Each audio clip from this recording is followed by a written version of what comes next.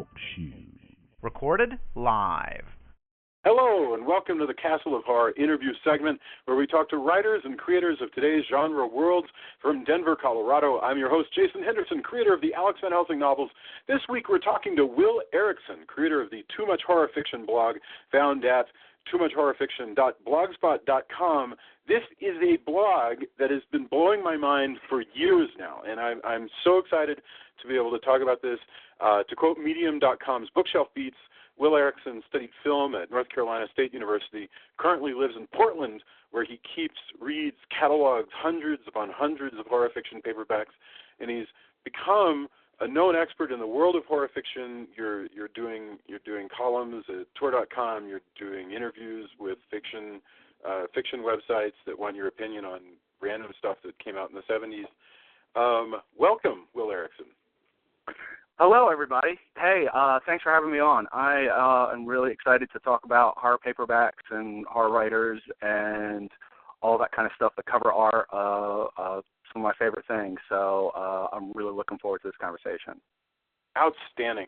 No, I've been so intrigued by your blog because I'm amazed. First of all, I'm amazed at how much you do. Just so that people understand, the blog, and you can correct me, but the blog, Too Much Horror Fiction, is a blog dedicated to, obviously, to horror fiction, but specifically, it has a very, very hard interest in paper and especially paperback fiction studied through the years, and you post a lot of covers, and so you track trends on covers, you track trends in titles, you're doing a lot of sort of essaying just about all these different things that define horror in the modern era. So tell me a little bit about it. Like how did you wind up doing this blog?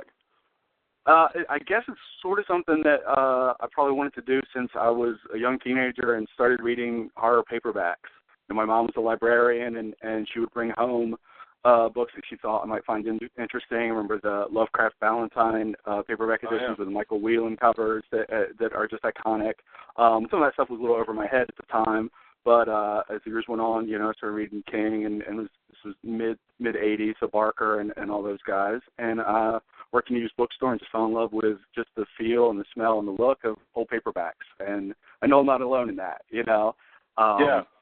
And with starting the blog, the impetus, I guess, was mostly you could find old paperback covers of science fiction novels or pulp crime novels or erotica or anything like that, but specifically horror, I didn't see a lot of that. So I was just inspired one day, and I was like, I think I should just go ahead and do this. And started off with a Joe Lansdale book and some Carl Edward Wagner, and I was off from there and got some really good feedback right away. And here I am. It's been just over 5 years. So, it's been pretty great, and I've amassed this huge collection of books. I don't think I'm ever going to get to read them all, but yeah, I'm sure. I'm just glad to be doing it. But you clearly have this artistic interest in the way the books look, but you also actually do read a lot of them. I mean, because I've read, I do read them, yes, and I do read them. One thing I like to do also is to reread books that I read, 20 or 25 years ago and see how they hold up. I mean, I've changed as a reader. Some books hold up, some don't, but it's not just about the reading of horror fiction. It is also, as you said, it's about tracking the sort of trends that were going on in the 60s, 70s, and 80s in paperbacks, and just how they marketed books with the cover art. You can tell who they're marketing it towards, and interested in that, the different cover artists, One of my favorite entries that you have is called the gerunding of horror fiction. And you're just listing all these different books with names like, the ones we know, like The Shining. And The Shining. And then beyond that, you've got all this stuff we've, of course, never heard of because they're like paperback originals, like The Reaping and The Seeing or The Witching or, all this stuff. And most of those are just sort of, relegated to the mists of time and forgotten about, some probably rightfully so. And one of the things with my blog is to find those forgotten gems and pull them out of obscurity and put them on the blog with a cover art, with any kind of biographical information I find out about the writer, and hopefully, I get a chance to actually read the book, and then we'll actually, post a full review of it. One thing that really worries me about that is I think of books like I have a book right in front of me that I can't even remember why I picked it up. It's called The Survivors. Right. All right, it's a thriller by a writer named Ann Edwards who was around in the 60s. Yeah. And it's it's a horror thriller, kind of a slasher, mainly a mystery. But the point is, it's a paperback. It might have had a hardback at some point, but this is a 1968 paperback. There is no ebook edition of this book, and I dare say that there never will be. And it worries me. It really frightens me, this notion that there are thousands, of these books that are just simply, this one smells wonderful because it smells like a used bookstore, right? But that means it's turning to dust. And, that's right. And in another 30 years, this paperback won't be openable. And I don't know what's going to happen to these, this stuff that you're cataloging. Right. It may very well be that this is the last time some of that stuff ever gets cataloged. I mean, that's really what I'm trying to do. I like to research the books and track them down and find the different editions, and for that very reason, to sort of put some kind of almost like a timestamp for this book was here, it existed, and hopefully it doesn't disintegrate, and hopefully people can find a copy on, if there's no ebook, generally you can find a copy of the book on Amazon or A-Books or turn up on eBay. So the people that want to read these books do still. Is that where you get your books? Exist. When you go to so I'm trying to understand a little bit about your process. Like if you wind up you recently did an entry on a book about a satanic president by Graham Masterson. Right. And you showed 3 different covers on this book. Right. And I want to talk a little bit about why covers vary that way. But how did you stumble upon doing this particular entry? Like, hey, here's a book about a satanic president. And then once you decide to do it, how do you wind up with 3 different versions? Do you literally go get the book, or do you just pull the images somewhere, or what do you do? That particular book I don't own, but I have owned Stat. Graham Masterson I have almost more books of his than anybody else. He's written so many, but that one particular one I don't. And I think that was one he originally, at least in the States, was published under a pseudonym maybe because he was writing too many books. But a lot of times it's just random. Something, I'll be scrolling through eBay, just looking to see what's available, to see if anything, piques my interest. And it's called the Hell Candidate, by the way. Right, the Hell Candidate. Yeah, and I think I just the last week or something saw it, and I was like, that looks like a great cover. And save it, and then I start doing research and okay, Graham Masterson is a British writer, so there's probably a UK edition of the paperback. There may be a hardcover. So now artwork is usually all different. So then if I don't own the book, I can track it down through A-Books, which is a great bookseller, and they will often have photos of these, and just tracking them down that way, or using the Internet Science Fiction Database is a great resource because it will have all the editions, a lot of foreign editions, or just all the various reprint editions. And I just use Google Foo and just track that stuff down. Or a lot of times I will find a book and just buy it for the cover, or I vaguely remember hearing about this, I'm going to grab it. And then I learned that it's been retitled, so now I want to I start searching for the original version. And sometimes the pseudonyms will change. Like this is the Hell Candidate. This is your most recent entry. The Hell Candidate. One cover says Graham Masterson, which is the guy's name.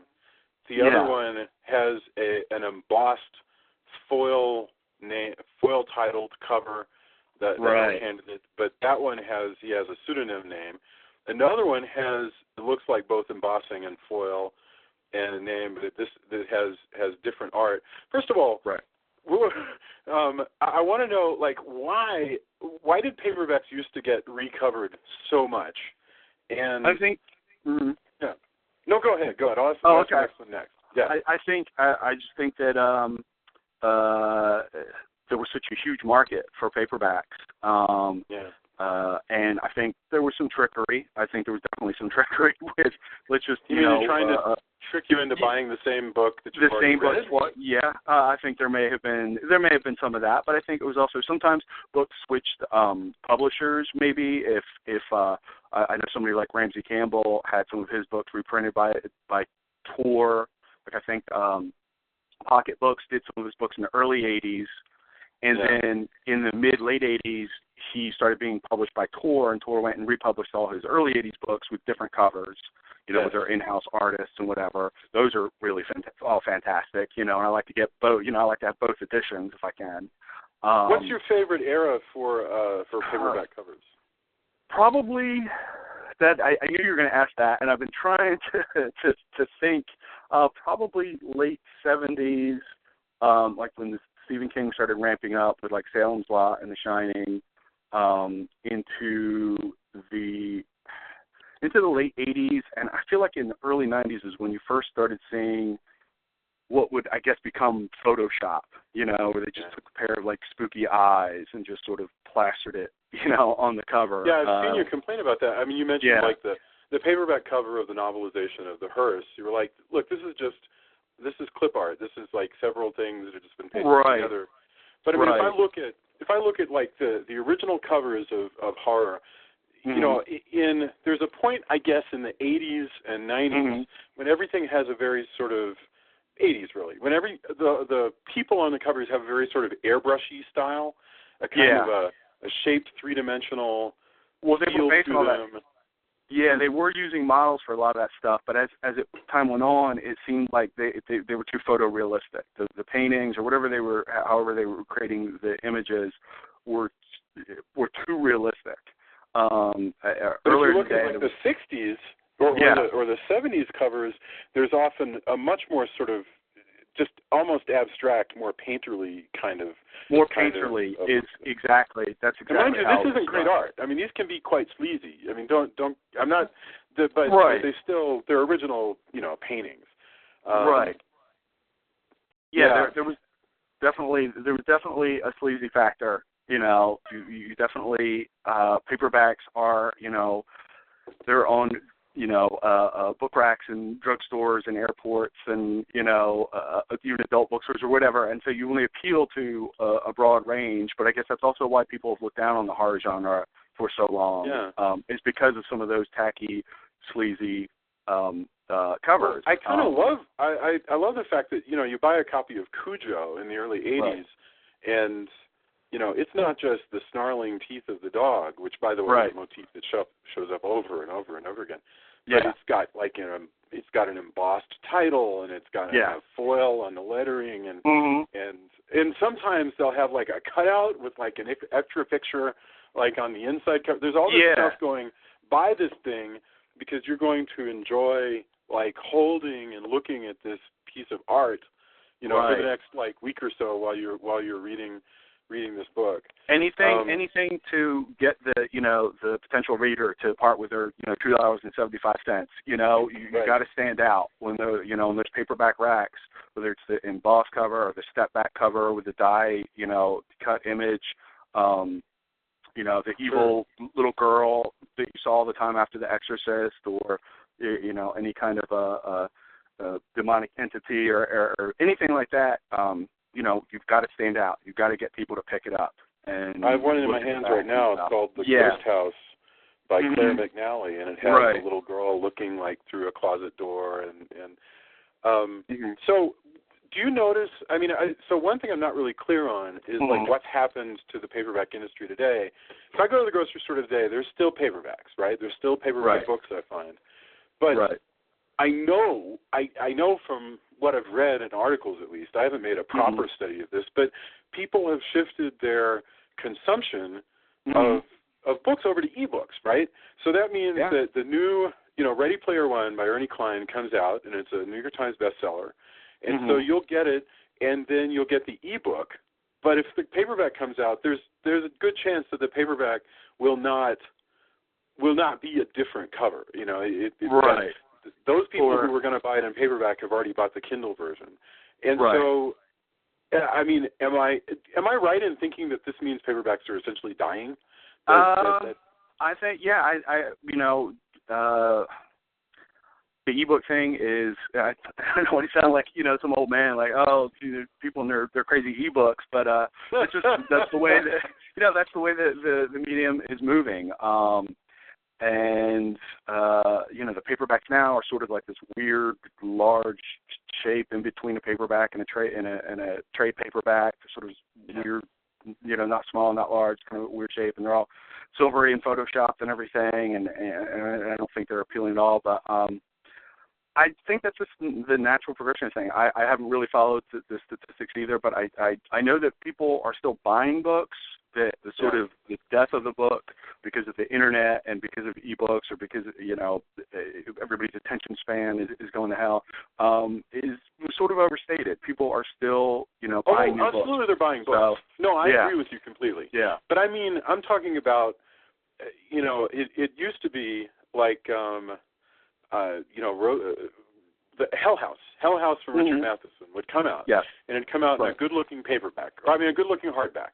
The hardback would be a little serene, a little sort of artistic, a little look good on your coffee table. Right? That's true, yes. Then the paperback would come out, and it would sell like 10 bazillion times more than the hardback, but it would be a little trashier. And then every couple of years, they would release a new one that would be in keeping with whatever trend was going on at the time, That's a good example. That particular Hell House by Matheson. That's a good example because originally, it has a hardcover and it's sort of, what do you say, like very sedate, and it's going to appeal to. I think a lot of people that bought hardcovers were like actual libraries, so they probably had to appeal to librarians who were going to put it in circulation. Yeah.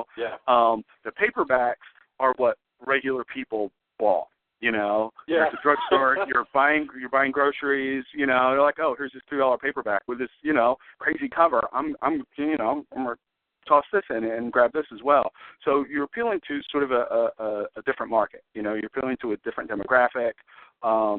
Stephen King even talks about how before he was, was successful, he and his wife would just dream about like, oh, the new, whoever's book, the new Richard Matheson is out. Sure wish we could afford to buy it in hardcover, but we can't. We'll have to wait for the paperback. And he talks about how the first time that he could actually buy the new book by whatever writer he was excited about, that he could buy it in hardcover, that meant something like, I've stepped up in class or whatever. So you're appealing to two different demographics with the hardcover, cover art, and then with the paperbacks, I think. You're absolutely right. I mean, I remember that. I do remember that. I don't remember if that was in On Writing or Dance Macabre or something. Right. But at the same and I recognize that when you look at some of these covers, especially again looking at your wonderful entry on all the different versions of Hell House, one of them has these really horrible big red and yellow block letters. There's no human way that you would appreciate the artistry of this cover, and yet I really like it because it captures just captures the time. It looks like what a horror book should look like in 83 or whatever. Oh, that's 85, right? And you even point out that it's and it's got Stephen King. It's got the the infamous Stephen King blurb. Every horror paperback that came out in the 80s. Had to have a Stephen King blurb on it, but they put that on top of that. Goes back to the sort of trickery I was talking about. Is they put Stephen King's name above Richard Matheson's name. Oh my gosh, so if you're just scanning a paperback rack, you would see that, and you would buy that, and then get home and sit down with it and go, this isn't by Stephen King. Who is Richard Matheson? Admittedly, it's by Richard Matheson, who's a fantastic writer.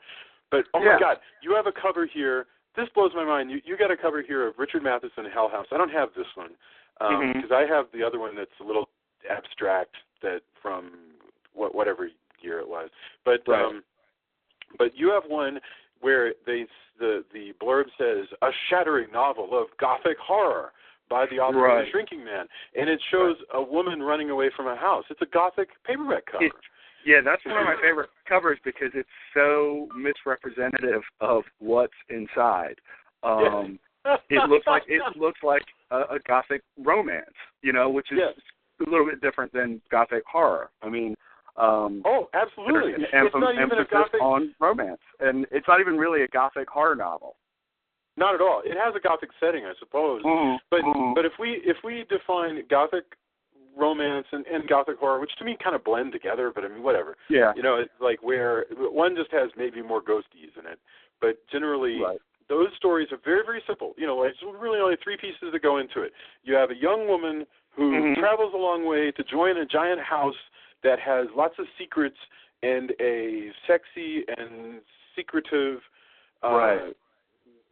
master of the house whose secrets she finally reveals and finds love with him. That's it. That's all you need in a Gothic story. None of that is in Richard Matheson's Hell House. No, not at all. Not at all. And I wonder about the people that were big Gothic romance fans who picked that book up and went home and read it, because it gets pretty horrific in places. I remember when I first read it, thinking that it was pretty dark and sleazy for its era.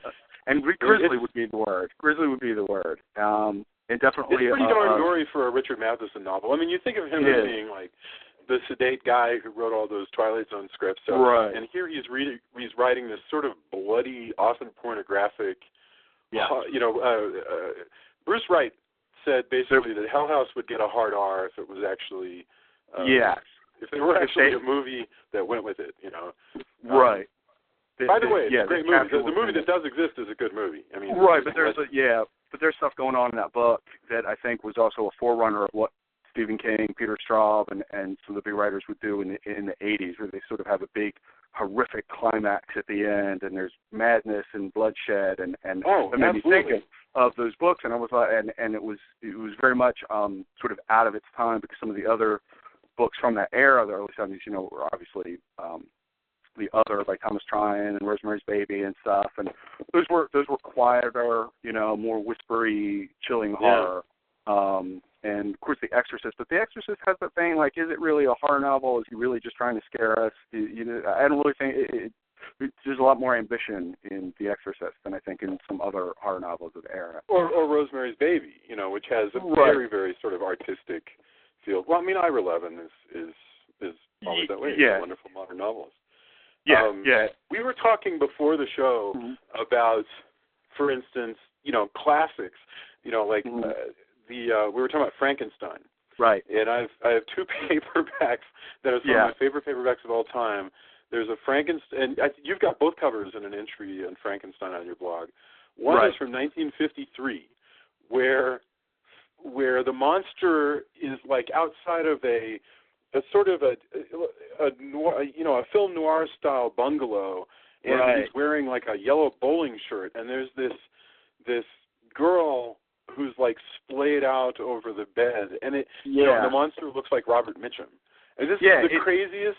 It looks nothing like. It looks like it just looks like a Pulp Fiction crime novel. You know, it could be Jim Thompson or James M. Cain or something. He's looking at his hands like he just strangled her. He doesn't. You don't see any, you know, stitches or bolts or, you know, anything like that. So it's not really representative of Frankenstein. And but again, I think they're trying to appeal to people that would be interested in reading a tawdry crime novel, but not necessarily, you know, Frankenstein. Although I don't know why they would pick up a book called Frankenstein. Everybody knows what that is. But that's the other weird thing, is that it's 1953. It's not like you've never heard of Frankenstein. How are they tricking people? I find that very odd.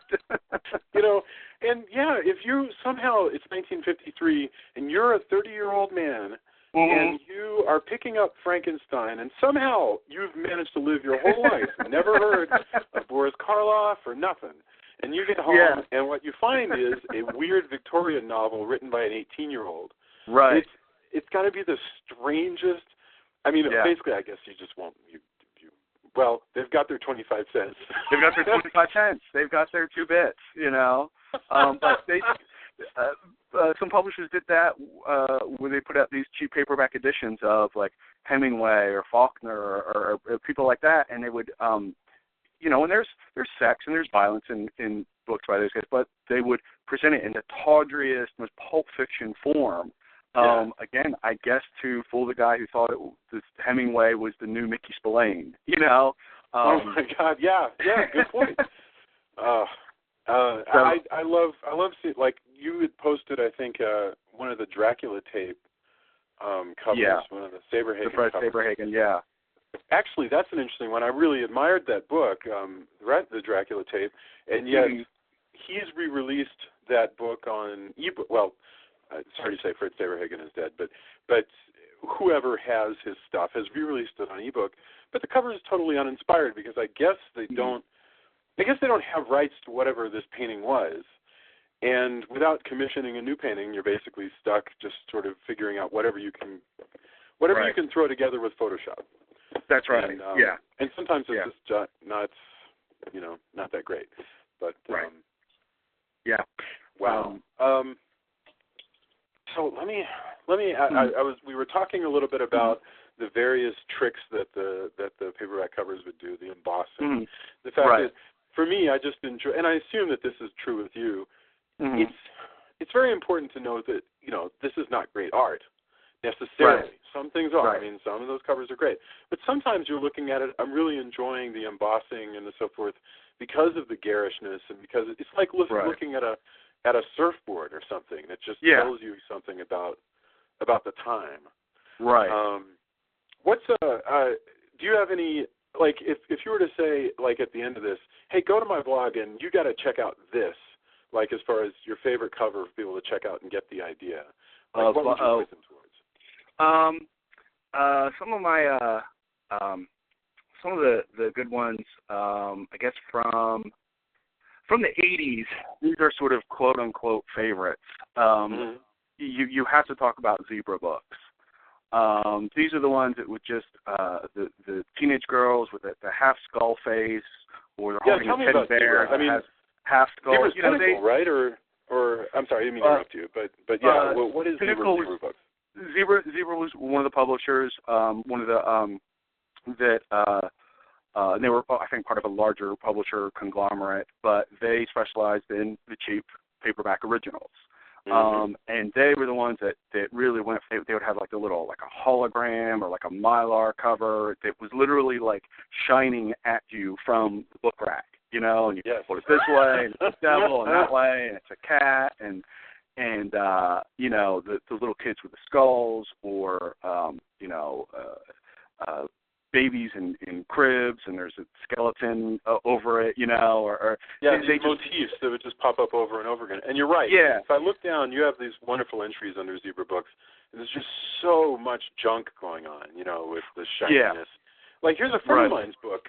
Dean Anderson wrote I Am Dracula, and the Dracula on that cover, he's sitting on a throne, and his eyes glow. You can't really tell in the photograph, but if you were holding this book, his eyes will glow at you, which is the greatest thing in the world. Yeah. And it was embossed, too, so his big rock throne is all bumpy to the touch. And I think that publishers had more money maybe then to do those kinds of little gimmicks, just on paperback originals. I don't know all the ins and outs of how much they paid writers or anything like that, but I guess they could lay out this money, for this stuff, and get people buying them, because throughout the 80s, I mean, it was just the boom period for horror paperbacks, and Zebra would be sort of I've read very few Zebra books that weren't really worthwhile, though I know some people really enjoy some of those writers, and they're probably better than the covers would lead you to believe. There's one called The Nest by Gregory Douglas, and the cover is just this quintessential. It's actually, no, you look at it, it's almost like this sort of Animals Amok kind of thing. You got like post Jaws, that stuff, and it's just this like gloomy, woods at night with a full moon, but then there's this enormous cockroach, which is really icky, but it's really well painted. And I picked that up last year, and it is just this pulp roller coaster. It just is disgusting. You said it was gory as hell, right? It was just outrageous. And the problem I find with a lot of horror novels is that they're so like, they're so half-hearted. They're not even half-hearted, They don't. It's just like a damn squib, and they'll have these great covers, or just these eye-catching covers that are tawdry and lurid, and you pick it up and you're reading it and you're like, when is the good stuff? Or even the when is this going to get as lurid as the cover? Yeah. Yeah, it's just they're just so lame. They're so weak. But this book, The Nest, it was just a powerhouse, and I could tell this guy was like just a pulp writer who's getting paid a penny a word, and he was just going to try to gross you out as many ways, and I just imagine how much fun he was having doing it. And so that's a book I can wholeheartedly recommend that Zebra put out. But the other ones I've read from them, or even other of the paperback original publishers, the problem is not that the books are too gory or too outrageous, is that they're so just they're just lame. And I'm reading them and I'm just like, I'm wasting my time. And I'm like, well, maybe it gets better. And I try to convey that in the reviews, like it's almost an insult to the genre. Because the publishers are like, oh, well, we'll put out a horror novel, They go through the slush pile, and they're like, this one seems okay. Let's get the guy to add 100 pages of nothing, and we can publish it as a full novel. And it's just, and it's just so frustrating. So, but then... And a lot of that is going away. I mean, nowadays, remember, because back then, even a straight-to-paperback publisher, nevertheless, they have standards, right? And they're picking stuff out of the slush pile. Right. It's not the universe today where you've only got a few publishers left. Right. And then everybody else is left to try to, some people don't even bother. Some people go into, free publishing, like things like Wattpad, just to, enjoy a community of writing, but they're not going for the super. And some people do the self-publishing thing, but everything it's an utterly different world. So enjoying some of this stuff is a way of sort of looking back at a world of literature that is slipping away, if not having. That's right. I mean, think about this.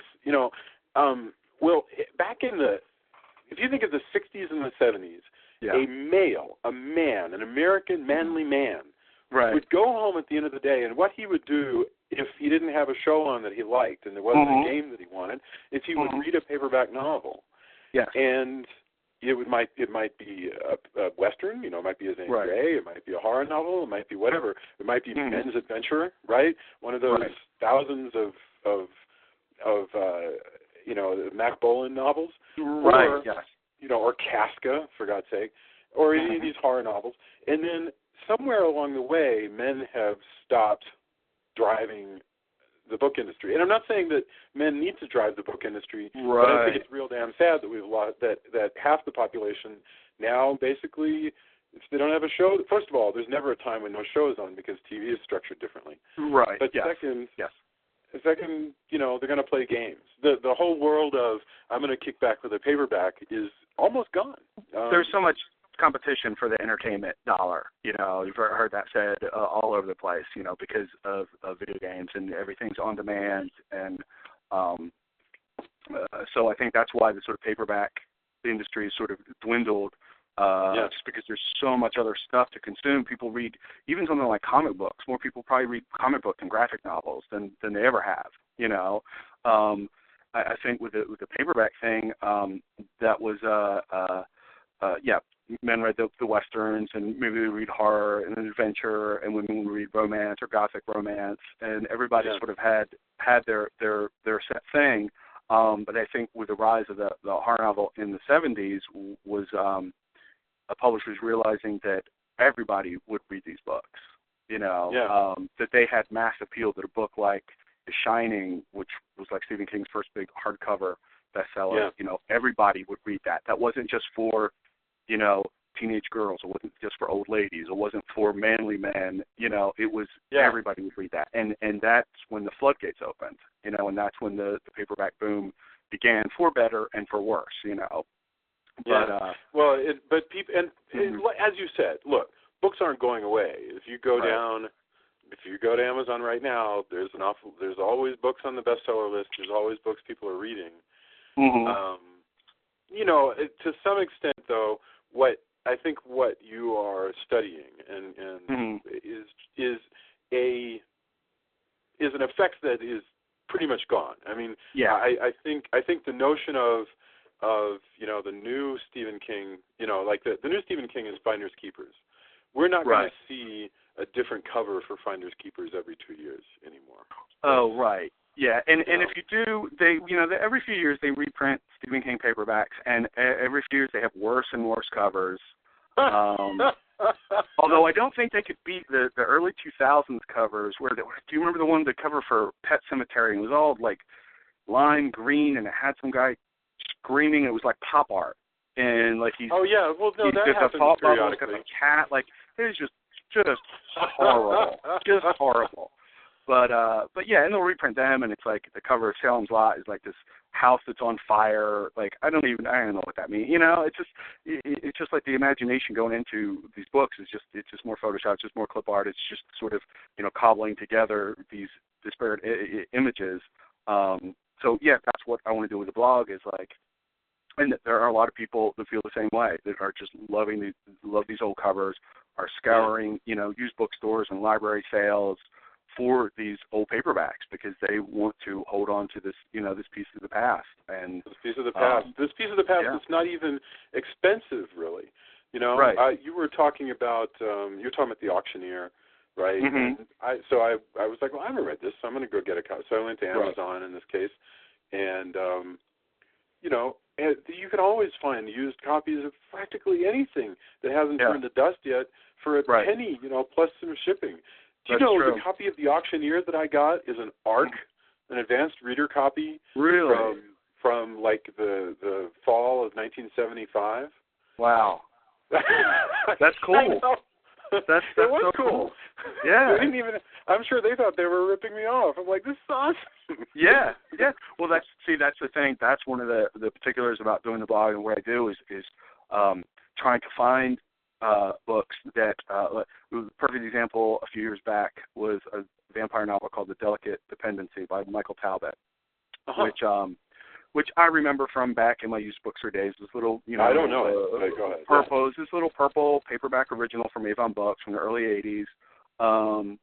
And I sort of read some of it then, 25 years ago, and it was sort of historical and very detailed. And, I was like 19. I was like, this isn't really, my thing. I want more like splatterpunk stuff. But a few years went on, I was thinking about that book, and then I remember looking it up online 4 or 5 years ago, around the time I started the blog, and it was going, paperback copy of it was going for $1,100 on eBay. So I started doing research on it, and it had turned into this complete cult book, and I found out, different people talking about it and forums and stuff, and it turned into this cult novel. So I was like, I've got to get this book. But, Amazon might be selling a copy for $700 or something. It was just outrageous. So I didn't even spend that long, maybe a month or two, going to used bookstores, oddly looking for it. One time I was on vacation and in a different state, and I just went to this, drive by, see a library book sale, pull over, park, go in, and I find 2 copies for there's some old paperbacks for 50 cents.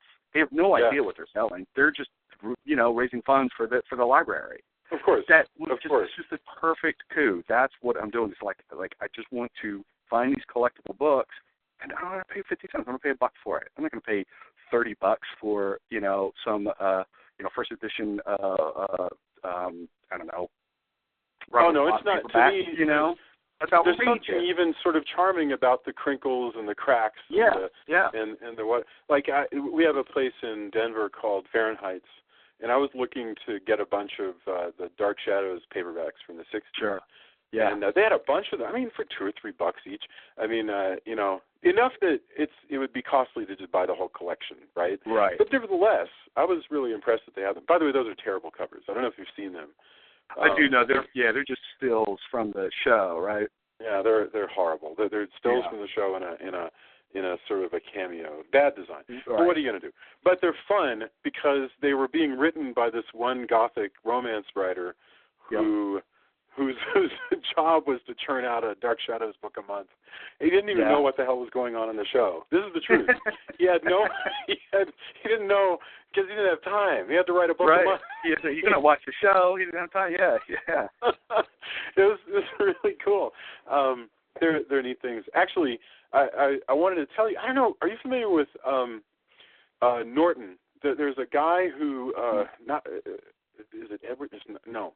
There's an editor named Norton who put out a bunch of anthologies back in the late 60s, and you see them with like Masters of Horror, Horror Times 10, a bunch of this stuff. Yeah.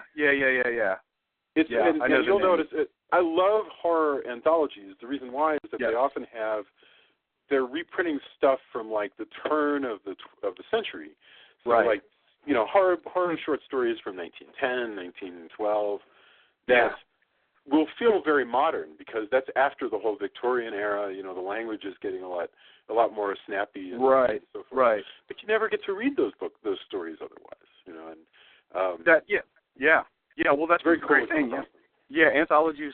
You know, well, that goes to the whole point that, you know, horror fiction is really, you know, I debate this with myself. Is it better in short story form, you know, than a full length novel? Because, you know, to getting back to the Poe thing about, you know, just having the story having a single effect. And with a novel, you need to have all these other, you know, beats and scenarios and everything to sustain the entire novel. But horror anthologies are just a great way to dip in and sort of get the genre in its, you know, its purest form. It's, you know, purest. Yeah, a short story. You're in it. It tells. You know, I mean, my God, the Omega Man is. I mean, that's not the name of the story, but it's a story. It's just a short story. Yeah. Right. I Am Legend. Yes, I'm sorry. Well, it's a short novel. Yeah. Right. Yeah, I guess you're right. It's a novella. So but if you're thinking about like, I think the story is Prey that the Spielberg movie Duel was based on from the early 70s. Also Matheson, I think. Yeah, that's Matheson, and then the one that it's called Amelia, the one with Karen Black with the little Zuni face doll that everybody remembers. The Cupid doll, not the Cupid doll, the little idol doll. The little idol doll. That original story. Was it called Amelia? The exact title of it. It's something like that. But it's funny because you can find. I mean, as a writer, I got to say, you know, I do a lot of writing, and I spend most of my time reading old stuff, old books. The reason why is that I'm looking for inspiration, and I find that what you're going to find today, this is not negative, okay? Somebody might be writing a brilliant book today, but it is already a distillation of that person's experience. Whereas if I can go back and look at some primary texts, you know, some old stuff that hasn't been remixed, I can find more inspiration. And even if it's not a very good book, even if it's just something that you know, somebody wrote for $2,000 back in 1972, and you know, and nobody ever read it again, that will have more of a payoff for me as a writer than a recent bestseller. I think that with horror, I've read interviews with people like Charles L. Grant or Ramsey Campbell, those guys that were authors, but they were also editors of you know, anthologies, or T.D. Klein, who edited Twilight Zone magazine in the 80s, and they would always talk about how as soon as there was whatever hit horror movie was out at the time, that's what they could expect the stories that were submitted them to rip off for the next year. You know, so it's interesting to find horror fiction that's not just a retread of the last hit horror movie. You know, and that's why it's interesting. I'm sure that's true. I'm sure an editor would tell you that. I mean, I'm sure that's true for science fiction. I'm sure it's true for whatever's happening. That's true. That's for any genre. For any genre fiction, that's true. But I guess with horror, it just seems like it's just so much more fascinating when you find writers who are actual writers and want to evoke this feeling in you and not just recreate, you know, the movie that, you know, that was on the Late Show or anything like that, and just go for something more original. And that's something too. Reading all these paperbacks is sort of, you know, looking for those gems and starting to read something and be like, oh, this is just, you know, a slasher movie in book form, which is like the most boring. I can't imagine something more boring. It would inevitably be incrededly boring to try to capture, because the thing that a slasher movie captures and the tricks that it pulls with you, the viewer, are different tricks than a book can pull. You know? And that's okay, you know. But whereas you look at a Clive Barker collection, and there are way different tricks being pulled, you know, on you. And you see the attempts of movies to try to recreate the sort of imagery, the grand, Geenall, surreal imagery that he has in his stories, like in the Books of Blood. You know, Hellraiser is cool, Night Raid's kind of cool, but there's still this this cheesiness that the effects can't quite get past. It's this hurdle they just can't quite get past. But if you're reading on the page in its pure form, it's your imagination, and there's no latex, there's no zippers, there's no CGI, there's none of that. That's all just your imagination, and it's all, real. Well, there's somebody once explained it to. Well, actually, I don't have a good explanation for it, but somebody had a good example of this, which is that some things I think you could present absolutely perfectly, and yet they are still disappointing if you are looking at them instead of reading them and experiencing them. Right. In the same way that, a lot of people don't like to talk about sex because talking about it is different from experiencing it. But the example I was thinking of was in The Great Gatsby. So Gatsby's outside, and he reaches out towards the emerald light across the bay. The light represents Daisy, and he reaches out as if to grasp it, which is a concept that reads great but looks stupid. When if you don't actually think, and you certainly don't actually want to see Robert Redford reach his golden arm towards the green light. That's crazy. Exactly. That's a great example. For anybody somebody else found that before I did. Oh, okay.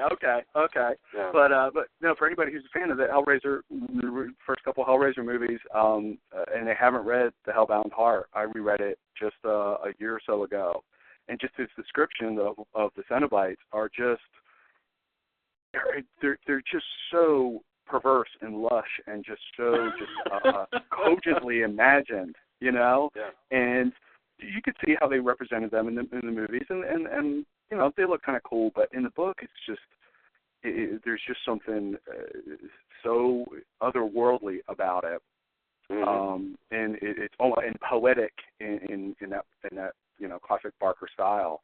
That's a really good. I don't think I've actually read that, so that's a good tip. You recommended The Auctioneer, so I'm going to check that out first. But I'm totally down with going back to The Hellbound Heart. Yeah. All right. Well, I know that we've taken up a lot of time. I am so thankful for the opportunity to talk to you about your fantastic blog. I have really enjoyed reading it and talking about it and posting from it. I'm going to keep doing that. So I appreciate the invitation. Yeah. Oh yeah. Well, I'm really glad that you're able to make the time. So the blog is Too Much Horror Fiction, and it's at toomachhorrorfiction.blogspot.com, and we'll also mention it on next week's review show.